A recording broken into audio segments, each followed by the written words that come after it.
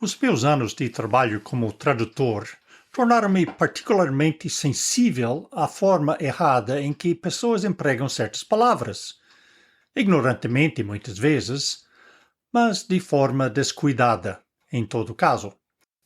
Consideremos a expressão para sempre. Por exemplo, lembro-me de quando as empresas de timeshare entraram pela primeira vez na Ilha da Madeira, há mais de 20 anos atrás. O slogan publicitário de uma das primeiras empresas era Interval Ownership, para sempre. Eu estremeci um pouco toda vez que eu li a frase.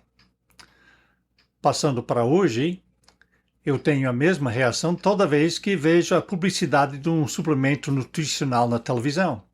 Quando o TNT encerra seu testemunho elogiando os benefícios do produto, dizendo: "Vou continuar tomando este produto para sempre." Aparentemente, muitos proprietários de timeshare concluíram que 15 ou 20 anos eram mais do que suficiente. Deus nos livre de ficarmos presos a estes contratos para sempre. E não importa o quão bom seja tal suplemento nutricional, é impossível que aquele cavalheiro na televisão continue a tomar essas cápsulas para sempre.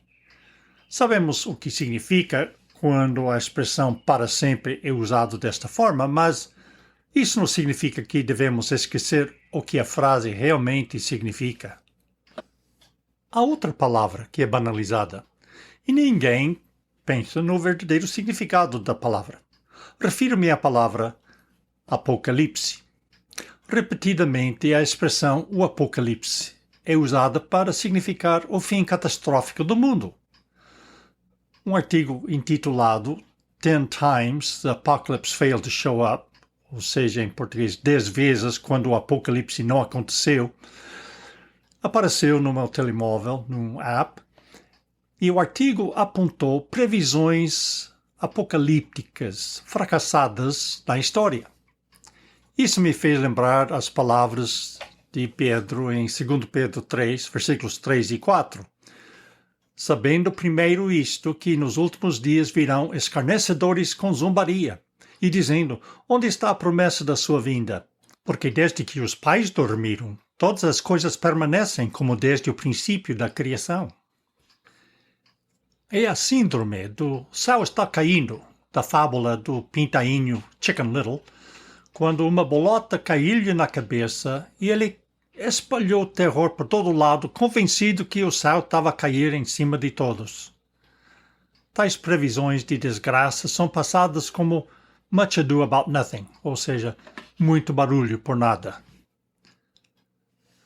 Num artigo recente do Washington Post, datado de 12 de julho agora, foi intitulado "Talibã tenta conciliar ciência e religião no enfrentamento das mudanças climáticas." O artigo incluiu esta frase: "Alguns estudiosos religiosos de institutos administrados pelo Talibã temem que a seca prolongada e o número crescente de inundações mortais no Afeganistão possam, na melhor das hipóteses, ser o castigo de Deus e, na pior, um sinal do apocalipse." Esta conotação catastrófica de apocalipse vem do último livro da Bíblia, intitulado Apocalipse de São João Divino, ou simplesmente Apocalipse. Até o leitor chegar ao capítulo 18 do livro, a escala global de destruição é escrita de forma tão vívida que, mesmo que a linguagem figurativa não seja facilmente compreendida, não há dúvida sobre o seu significado para a humanidade como um todo. Este é o fim do mundo, o apocalipse tão temido e previsto uma e outra vez. São as coisas catastróficas de que os filmes são feitos.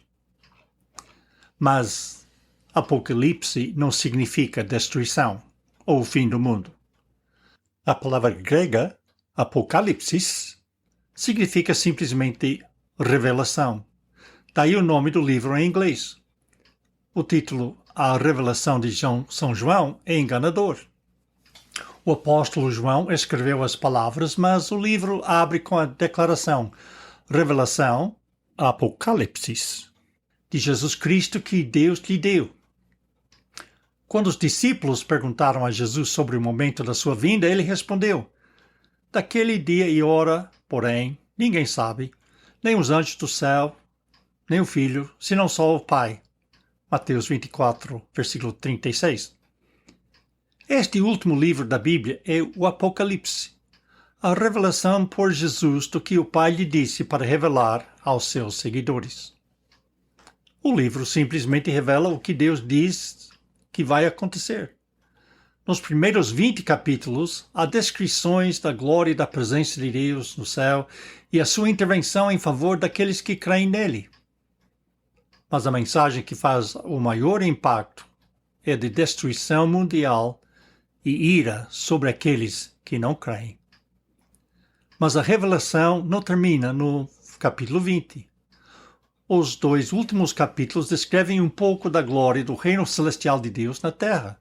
E estes capítulos fazem parte do Apocalipse, tanto quanto os capítulos anteriores da desgraça e obscuridade.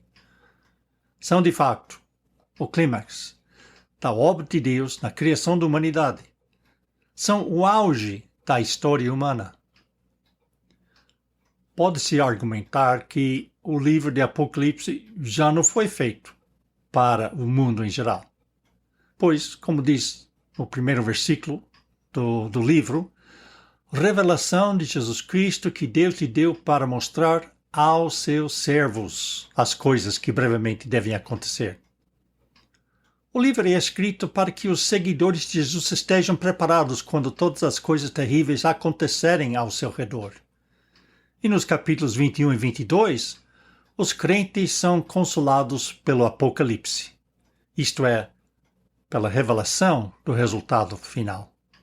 Os incrédulos e os escarnecedores não têm esse consolo. Para eles, a revelação é, de fato, juízo divino e perdição eterna.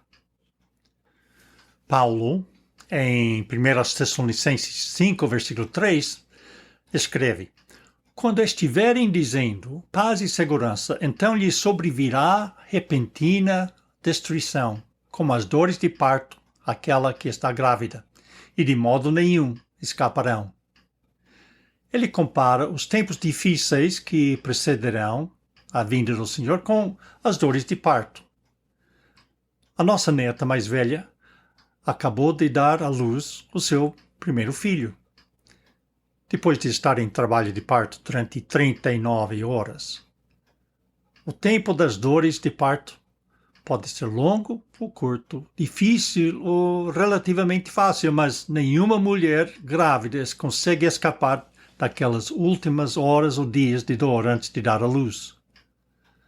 Depois, quando segura o seu bebê nos braços, toda essa dor e agonia é compensada. Do mesmo modo, o mundo de modo nenhum escapará ao inimaginável sofrimento que precede o glorioso renascimento da criação de Deus. Passagens como Romanos 8, versículos 18 e 19, 1 Pedro 1, 7 e 13, o capítulo 4, versículo 13, e 1 Coríntios 1, versículo 7, falam da revelação, na língua grega, o Apocalipsis, de Jesus Cristo e sua glória como o culminar da sua obra de salvação. É assim que esses versos são quando substituímos a palavra portuguesa revelação pela palavra Apocalipse. Em Romanos 8, versículos 18 e 19, pois tenho para mim que as aflições deste tempo presente não se podem comparar com a glória que em nós há de ser revelada. No grego é a forma verbal da palavra apocalipsis.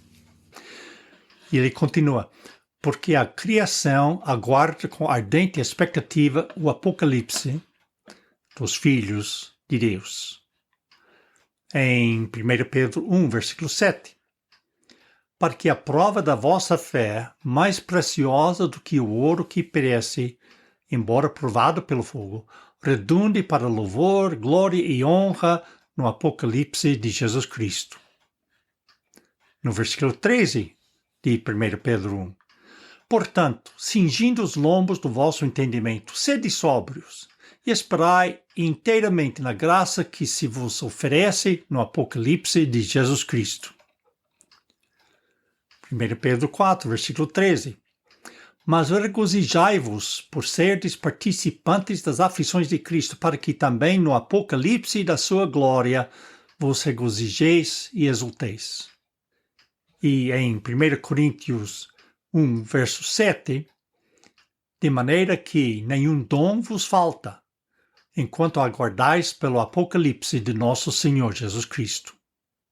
No capítulo 22, versículo 20, João encerra o livro de Apocalipse com as palavras: aquele, ou seja, Jesus, que testifica estas coisas diz: certamente cedo venho.